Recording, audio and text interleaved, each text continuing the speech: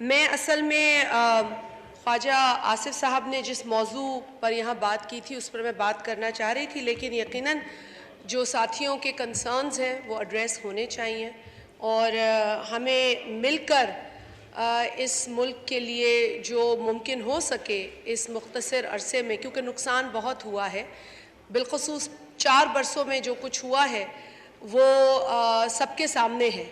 اب کوئی روز بین کچھ بھی بجا لے، لیکن واقعتاً پاکستان کو 4 برسوں میں بہت زیادہ نقصان اٹھانا پڑا ہے۔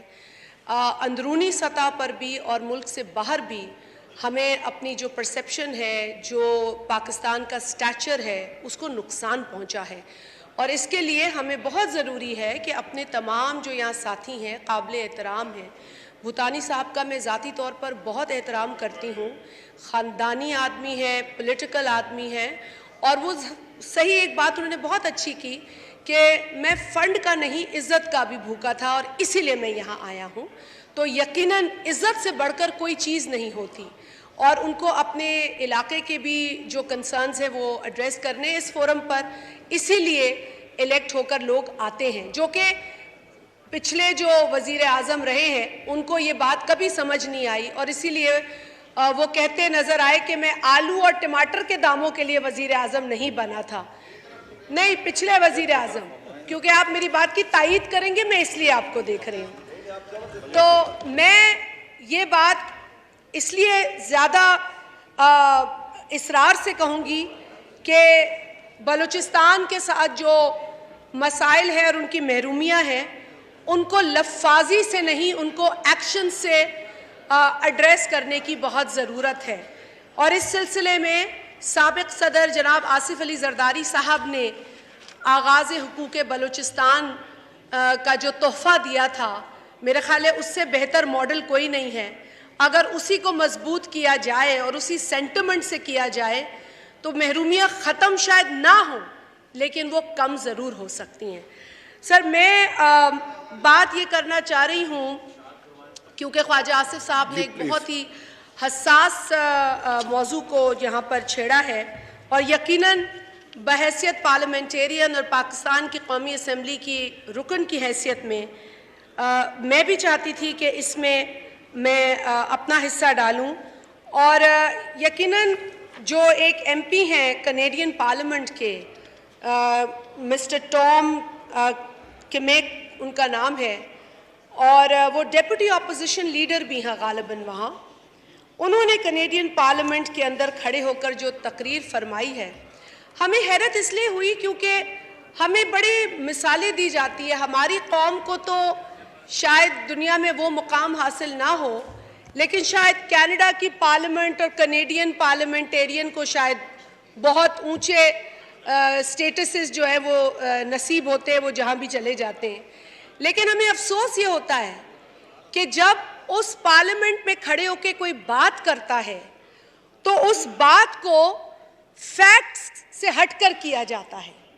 اس بات کو سویپنگ سٹیٹمنٹ تو میں کہہ سکتی ہوں، لیکن فیکچول سٹیٹمنٹ میں نہیں کہہ سکتی۔ And I am actually appalled at how this Canadian parliamentarian has stated something which he has not even researched about. I am truly offended as a Pakistani and as a parliamentarian of Pakistan to hear what this Canadian parliamentarian had to say on the floor of his parliament. سر، یہ August house ہمارے لیے یہاں بھی آگسٹ ہے، اور I'm sure ان کے لیے بھی آگسٹ ہوگا، اور میں ان کے اس سٹیٹمنٹ کے اوپر افسوس کا اظہار کرتی ہوں۔ اور جس طریقے سے خواجہ آصف صاحب نے کہا، I'll be very careful in saying what I'm saying because at no cost I would like to hurt the relation between Pakistan and Canada. ہم اس بائیلیٹرل ریلیشن کو بہت اہمیت کی نظر سے دیکھتے ہیں، بہت احترام کی نظر سے دیکھتے ہیں، لیکن اس کا ہرگز یہ مطلب نہیں ہے کہ کسی پارلیمنٹ میں کھڑے ہو کر پاکستان کے ڈیموکریٹک اور پارلیمنٹری نظام پر انگلی اٹھائی جائے اور یہ کہہ دیا جائے کہ یہاں پر کوئی گورنمنٹ ٹاپل ہوئی ہے۔ سر، یہ ہے پاکستان کا آئین، یہ گورنمنٹ ٹاپل کرنا نہیں، لیکن नो कॉन्फिडेंस मोशन का जिक्र जरूर करता है. आर्टिकल, बिल्कुल, आर्टिकल 95 ऑफ द कॉन्स्टिट्यूशन.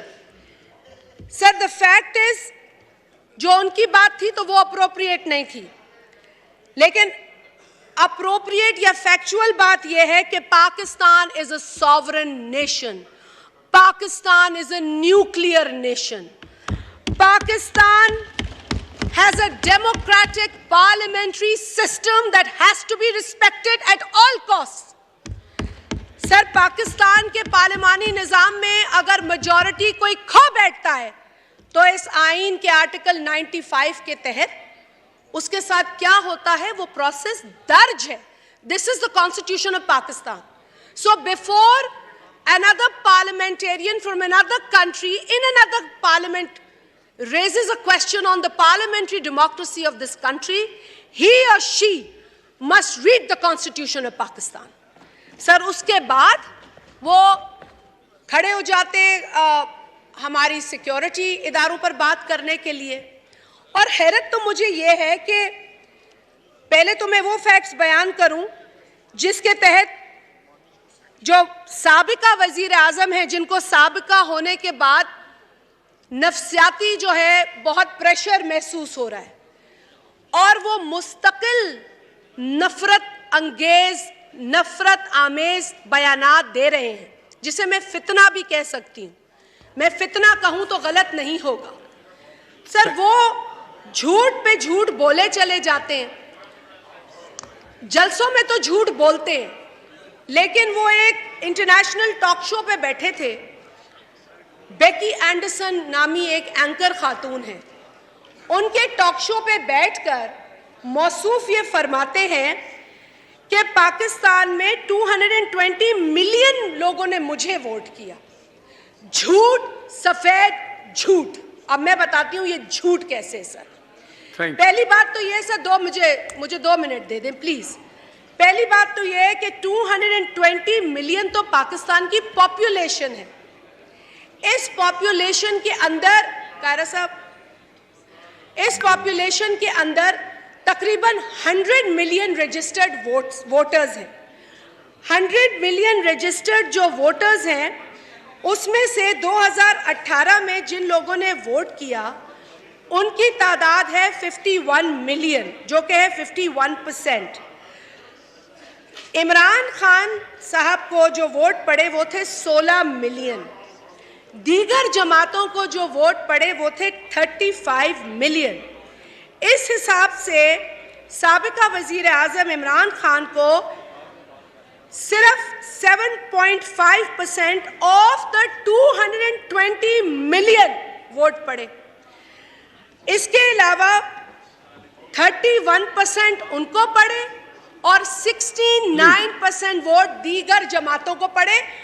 और अगर कोई शख्स इस हाउस में मेजॉरिटी खोता है तो फिर उसे अपोजिशन बेंचेस में बैठना होता है. बाहर बैठ के पाकिस्तान को गालियां नहीं देनी होती.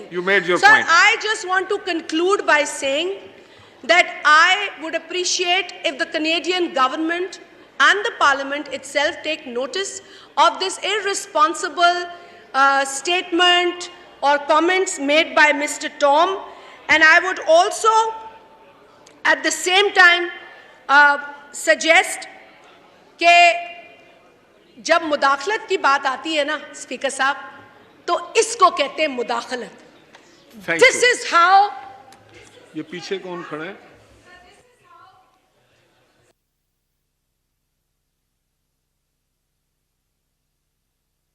जी शाजिया, आप मुकम्मल करें अपना. This is how other governments interfere in our parliamentary system and internal matters. और इस चीज को this must be stopped at all costs. Thank you, sir. हज उम्रा ज़ियारत के लिए नॉर्थ अमेरिका में जाना पहचाना और माना हुआ नाम KGA USA ट्रैवल ग्रुप. राब्ता सैयद इफ्तिखार शाह 5164550600 917 KGA 1214 www.kgausa.com.